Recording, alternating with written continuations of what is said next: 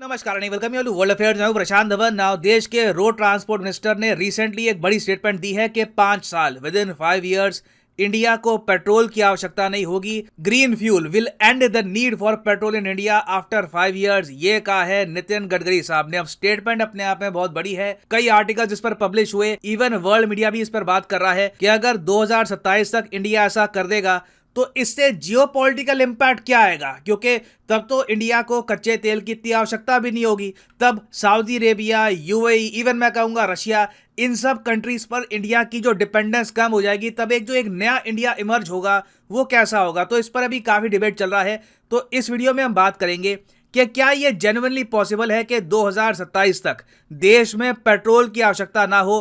Petrol vehicles will vanish होता है गायब हो जाना। क्या ये लिटरली गायब हो सकती है भारत से विद इन 5 इयर्स? और कई तो देखो आर्टिकल ये भी क्लेम कर रहे हैं कि देश में पेट्रोल बैन हो जाएगा। अभी तक बैन वाली कोई बात कंफर्म नहीं हुई है। यही बात है कि हम इतने ऑल्टरनेटिव्स ले आएंगे कि लोग खुद ही पेट्रोल इतना यूज नहीं किया करेंगे। और इसका मेन रीजन आप लोग समझ सकते हैं क्या होगा। एक तो एनवायरनमेंट, दूसरा कॉस्ट। कच्चा तेल अगर रह गया 2-3 साल में $100 के आसपास, यूक्रेन रशिया वॉर चलती रही, इंडिया ऐसे रेट्स अफोर्ड नहीं कर पाएगा। This will be devastating for our economy. तो हमें चाहिए अभी ऑल्टरनेटिव, और इसीलिए हम यहां पर देख रहे हैं ग्रीन फ्यूल को। Now Elon Musk Nitin Gadkari साहब के आइडिया से इन द पास्ट डिसएग्री क्यों कर चुके हैं, इलॉन मस्क की क्या सोच है यहाँ पर, ये भी हम जानेंगे। बहुत कुछ आपको जानने को मिलेगा। मगर आगे बढ़ने से पहले आपसे एक क्वेश्चन पूछूंगा। क्वेश्चन ये है कि फाइनेंशियल ईयर 2022 में भारत ने कच्चा तेल इंपोर्ट करने में, खरीदने में कितने पैसे खर्च दिए थे, कितने डॉलर्स खर्च दिए थे? ये है यहाँ पे आपकी ऑप्शन। 50 बिलियन, 119 बिलियन, 345 बिलियन या फिर 81 बिलियन डॉलर्स। कमेंट सेक्शन में करिए आंसर। सही आंसर मैं आपको दूंगा वीडियो के अंत में। नाउ पेट्रोल के रेट्स अगर आप आज के समय देखो तो पूरे देश में ऑन एन एवरेज आराम से आपको 100 रुपए के आसपास पेट्रोल मिल जाएगा। हो सकता है कि कुछ स्टेट्स में आपको रेट कम मिले। फॉर एग्जांपल उत्तर प्रदेश, उत्तराखंड में आप देखोगे तो रेट आपको कम मिलेंगे, बाकी जगह रेट ज्यादा है। तो इस सब की वजह से देखो बहुत प्रॉब्लम आती है, आम इंसान की जेब पर बोझ बढ़ता है। उसके अलावा क्या है कि ट्रांसपोर्ट भी मुश्किल से होता है, हर चीज के रेट बढ़ जाते हैं क्योंकि इन्फ्लेशन फ्यूल के प्राइसेस से डायरेक्टली लिंक होता है। इस सब के अलावा अब देखो बहुत बड़ी प्रॉब्लम यह भी है कि पेट्रोल हम बनाते हैं किससे हैं? कच्चे तेल से। अब कच्चा तेल किससे हम ले रहे हैं, उसमें भी जियोपॉलिटिक्स होती है। रिसेंटली हमारे विदेश मंत्री को, यूरोपियंस को यह जवाब देना पड़ा कि अच्छा अगर हम लोग रशिया से तेल परचेज करते हैं तो हम वॉर को फंड कर रहे हैं, क्या तुम लोग इतने बड़े स्केल पर जो परचेज करते हो नेचुरल गैस और कोल और क्रूड ऑयल, उसमें वॉर को फंड नहीं किया जा रहा? तो हर तरफ से आप अगर देखें तो इंडिया के लिए एक जियोपॉलिटिकल ड्रीम होगा अगर हम कच्चे तेल पर निर्भरता खत्म कर दे। India will become a much strong country if that happens. और इसलिए नितिन गडकरी साहब ने रिसेंटली ये कहा है कि ग्रीन फ्यूल, अब ग्रीन फ्यूल की ये बात करते हैं तो यहां पर ये प्राइमरली फोकस कर रहे हैं एथेनॉल ब्लेंडिंग पर। अभी ऑलरेडी आपको पता होगा कि देश में एथेनॉल ब्लेंडिंग बड़े स्केल पर चल रही है। उसके अलावा यहां पर ये मेंशन कर रहे हैं सीएनजी का, और सबसे ज्यादा इंपॉर्टेंस यहां पर दी गई है ग्रीन हाइड्रोजन पर, कि ग्रीन हाइड्रोजन एक बार इसको हमने यूज करना स्टार्ट कर दिया ना, गेम चेंजर है।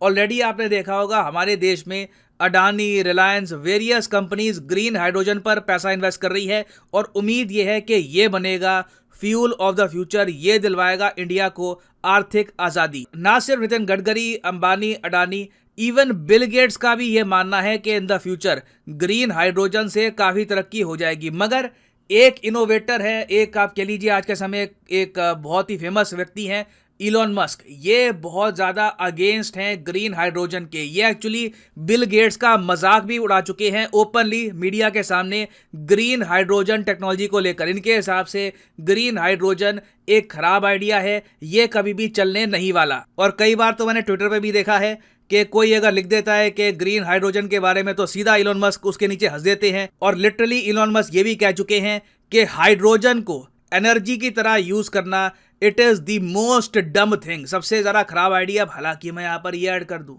इलॉन मस्क ऑब्वियस ही बात है one of the richest people in the world, एक बहुत बड़े इनोवेटर है। जब ये कुछ बोलते हैं तो दुनिया सुनती है। मगर मुझे ये भी यहाँ पर ऐड करना पड़ेगा कि ग्रीन हाइड्रोजन एक ऐसी टेक्नोलॉजी है जो इलॉन मस्क की कंपनी टेस्ला, इसका जो बिजनेस है ये भी बुरी तरीके से इंपैक्ट कर सकती है। तो जब इलॉन मस्क बार बार ग्रीन हाइड्रोजन एनर्जी के बारे में खराब बोलते हैं तो इसके पीछे इनका एक जो बिजनेसमैन वाला दिमाग है वो भी है। तो सारे पर्सपेक्टिव है ये मैं आपके सामने रख रहा हूं। अब यहाँ पर आप कहोगे अच्छा गडकरी साहब, बिल गेट्स, अडानी, अंबानी, ये सब ग्रीन हाइड्रोजन को सपोर्ट कर रहे हैं। इलॉन मस्क, उसके अलावा कुछ और लोग भी है, वो कह रहे हैं कि जी ये कभी चलेगा ही नहीं, ये आइडिया ही डम्ब आइडिया, बेवकूफ आइडिया है। अब यहाँ पर आप पूछेंगे मगर ग्रीन हाइड्रोजन होता क्या है, ये काम कैसे करेगा? देखिए हाइड्रोजन आपको पता होगा सिंपलेस्ट और one of the smallest element आपको मिलेगा पीरियोडिक टेबल में हीलियम के साथ, और हाइड्रोजन को हम एक फ्यूल की तरह यूज कर सकते हैं। इसके बारे में हमको काफी दशकों से जानकारी थी, मगर क्वेश्चन यहाँ पर यह था कि हाइड्रोजन प्राप्त कैसे करें, आएगा कहां से हाइड्रोजन? अब इसके आंसर में काफी लोगों ने कहा कि पानी, आई मीन लिटरली H2O, पानी में आपको ऑक्सीजन मिलेगा, उसके अलावा हाइड्रोजन मिलेगा। तो क्यों ना हम कुछ एक रीन्यूएबल सोर्स से एक इनिशियल झटका दे पानी में, ताकि पानी के अंदर हाइड्रोजन ऑक्सीजन अलग हो जाएं, एक इलेक्ट्रोलाइसिस यहाँ पर हो, एक केमिकल रिएक्शन यहाँ पर क्रिएट हो, उससे अलग हो जाएगा हाइड्रोजन, और फिर हाइड्रोजन से जो भी गाड़ी चलानी है आपको, बस चलानी है, ट्रक चलानी है, चला लो। एक बहुत ही बेसिक सिंपल सा आइडिया है। तो यही बेसिक कॉन्सेप्ट है ग्रीन हाइड्रोजन का। और जैसे ग्रीन हाइड्रोजन है ना, वैसे ही ब्लू हाइड्रोजन भी है, ग्रे हाइड्रोजन भी है। घूम फिर के देखो आइडिया यही है कि आपको हाइड्रोजन को अलग करना है, और हाइड्रोजन से आपको अपनी जो भी इलेक्ट्रिसिटी है, पावर है, ये आपको बनानी है। ग्रे हाइड्रोजन में आप अगर देखो तो हम यूज करते हैं नेचुरल गैस का, मगर एक बात यहाँ पर खराब ये है कि इसमें CO2 जो है ये हम एटमॉस्फेयर में एमिट करते हैं, क्योंकि काफी बार नेचुरल गैस, कोल, मीथेन का जब आप यूज करोगे हाइड्रोजन बनाने के लिए तो एनवायरमेंट को नुकसान होगा। ब्लू हाइड्रोजन में आप क्या करते हो कि CO2 को स्टोर किया जाता है और उसको रीयूज किया जाता है, इसलिए कहा जाता है कि ब्लू हाइड्रोजन ग्रे हाइड्रोजन से बेहतर है। और इंडिया ने रास्ता चुना है ग्रीन हाइड्रोजन का, जहां पर बेसिकली जो ऑक्सीजन और हाइड्रोजन को अलग करने का प्रोसेस है वो हम किक स्टार्ट करेंगे रीन्यूएबल पावर से, चाहे विंड एनर्जी हो, सोलर पावर हो। आप किसी स्टेशन पर गए, जिस तरीके से पेट्रोल डलवाने के लिए जाते हो ना, वैसे ही ये ग्रीन हाइड्रोजन का भी स्टेशन होगा। वहां पर जो आपकी गाड़ी का फ्यूल सेल है ना, इसको आप वापस किक स्टार्ट कर सकते हो, मगर जो आपका हाइड्रोजन फ्यूल स्टेशन होगा हो सकता है कि वो सोलर पावर पर चले या फिर विंड एनर्जी पर चले। तो आइडिया अपने आप में बहुत यूनिक है, मगर घूम फिर के देखो इलॉन मस्क इस आइडिया का मजाक इसलिए उड़ाते हैं क्योंकि ये कहते हैं स्टोर कहाँ पे करोगे हाइड्रोजन एनर्जी को, हो सकता है कि स्टोर करने में प्रॉब्लम आए। उसके अलावा इलॉन मस्क ये भी कह चुके हैं कि ये पूरा प्रोसेस डेंजरस है, क्योंकि हाइड्रोजन जैसे आप जानते हैं कंबस्टेबल है, फट सकता है, आग लग सकती है।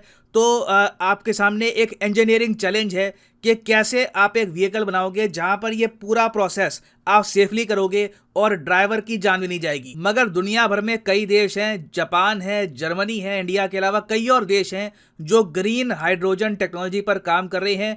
इलॉन मस्क चाहे डम बोले, स्टूपिड बोले, जो भी यहाँ पर एडजेक्टिव लगा ले, उनकी मर्जी है, मगर दुनिया क्लियरली इस एनर्जी की तरफ बढ़ रही है।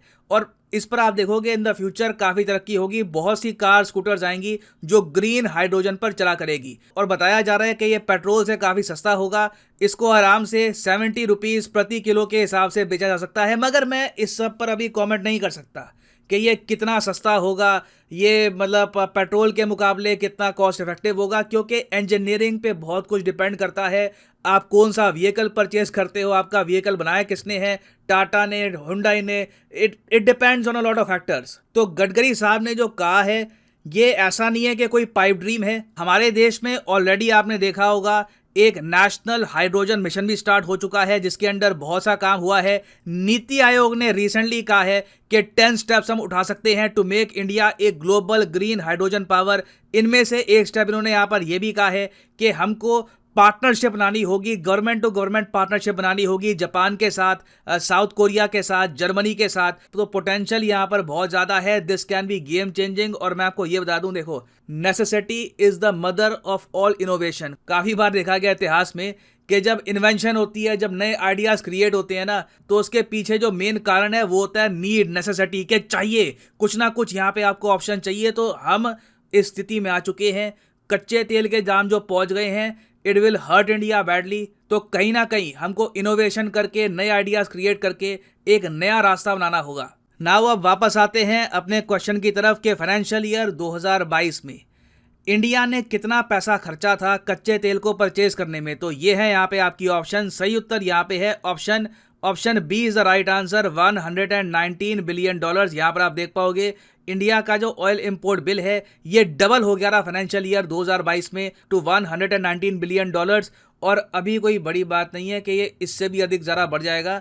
मैं कहता हूं सरकार को आराम से बहुत सारा पैसा, बिलियंस ऑफ डॉलर्स रिसर्च में बस बहा देना चाहिए। कुछ ना कुछ एक प्रॉपर सोल्यूशन निकालो ग्रीन हाइड्रोजन एनर्जी का, and this can be a game changer for our country. और फाइनली यहाँ पर मैं ये भी ऐड कर दूं कि लाइफ में अगर आप एक बार प्रॉपरली यूपीएससी एग्जाम की तैयारी करना चाहते हैं, किसी भी एग्जाम की तैयारी करना चाहते हैं, चाहे आईआईटी हो, बैंक हो, तो सिंपली जाइए कमेंट सेक्शन में आपको मिलेगी ये पिंड कमेंट, और यहाँ पे आप परचेज कर सकते हैं the course of your choice. For example let's say आप प्रिपेयर कर रहे हैं फॉर यूपीएससी, क्लिक करिए यूपीएससी पर और यहाँ पे आपके सामने खुल जाएगा ये पेज, और यहाँ पे आप परचेज कर पाएंगे UPSC course for 36 month as well.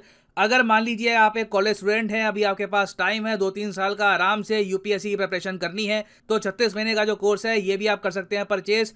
मगर जो प्राइसेस यहाँ पर लिखे हैं ये पे करने की जरूरत नहीं है। सिंपली यहाँ पर कोड यूज करिए PD10 and the prices will start falling. So use the code PD10 and save money. So इसी नोट के साथ ये है वीडियो का। Thank you for listening and as always God bless you all.